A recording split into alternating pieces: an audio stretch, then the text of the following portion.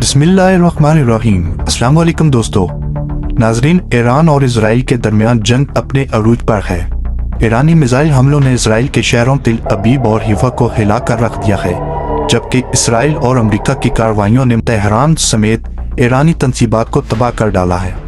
इस जंग की सबसे बड़ी खबर यह है कि ईरानी रहबर आज़म आयतुल्लाह खामनेई एक अमरीकी हमले में शहीद हो गए हैं। स्टोरी वर्ल्ड उर्दू में एक बार फिर खुशामदीद। नाजरीन, 28 फरवरी 2026 को अमरीकी और इजरायली मुश्तरका फ़ज़ाई हमले में तेहरान में खामनेई की रहायशगाह को निशाना बनाया गया और ईरानी सरकारी मीडिया ने 1 मार्च को उनकी शहादत की तस्दीक कर दी। पूरा ईरान 40 दिन के सोग में डूबा हुआ है। ईरान के इतने बड़े साने की सबसे बड़ी और अहम नाकामी ईरानी इंटेलिजेंस को समझा जा रहा है। इंटेलिजेंस सरबराह समेत 30 से ज़ायद अहम जिम्मेदारान इजरायली मोसाद के मुखबर निकले हैं। चंद साल पहले मोसाद ने दावा किया था कि उसने ईरान से 14,000 खुफिया फाइलें चुरा ली हैं। ईरान ने उसे बार बार मुस्तरद किया और अपनी कमजोरियों को दूर करने की बजाय इन दावों को छुटलाने में वक्त गुजारा। 2011 से ईरान की तवज्जो अंदरूनी सलामती की बजाय बैरूनी प्रॉक्सीज पर रही। Tunis, Libya, Yemen, Iraq, Bahrain, सऊदी अरब, शाम, अरब स्प्रिंग के नाम पर हर जगह मुदाखलत ग्रुप्स बनाना शुरू कर दिए। ईरान ने यह सब कुछ 2003 में इराक पर अमरीकी हमले से शुरू किया था।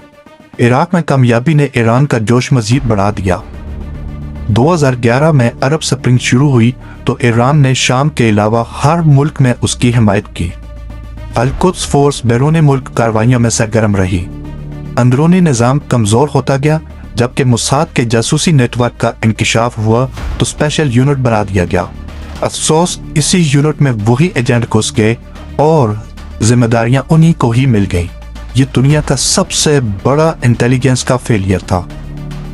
अमेरिका और इसराइल के इक़दामात की 2 बड़ी वजूहात थीं। इराक जंग में ईरान को जगह मिली, मगर 2011 के बाद ईरान ने अमेरिकी मुफादात को चैलेंज किया। इसराइल को शिया आइडियोलॉजी से खतरा था। जनवरी 2020 में जनरल कासिम सुलेमानी मारे गए। ईरान ने बदले की धमकी दी, मगर कुछ न कर सका। उसके बाद दमिश्क में ईरानी जर्नैल मारे गए, लेकिन ईरान फिर भी खामोश रहा। हसन नसरुल्लाह शहीद हुए, हाशिम सफ़ीउद्दीन गए, तेहरान में इस्माइल हानिया को निशाना बनाया गया। ईरान बस जुमकरान मस्जिद पर सुर्ख झंडा लहराता रहा। ये सब अंदरूनी इंटेलिजेंस की कमजोरियां थी, जिसने मोसाद के नेटवर्क को मजीद मजबूत किया और नतीजा निकला रहबर आज़म की शहादत। नाजरीन, अगर ईरान प्रॉक्सीज पर अरबों डॉलर लगाने की बजाय अपने अंदरूनी निज़ाम, इंटेलिजेंस और सलामती पर तवज्जो देता तो शायद आज ये दिन न देखना पड़ता। जंग जारी है, खिता आग में है और ईरान का मुस्तकबिल गैर यकीनी। अगर वीडियो मालूमाती लगी हो तो लाइक करें और कमेंट में अपनी राय का जरूर इज़हार करें। हमारे चैनल स्टोरी वर्ल्ड उर्दू को सब्सक्राइब करें और बेल का आइकन दबाना ना भूलें, ताकि हर आने वाली मालूमाती वीडियो आप तक सबसे पहले पहुंच सके। अगली वीडियो तक के लिए अल्लाह हाफिज।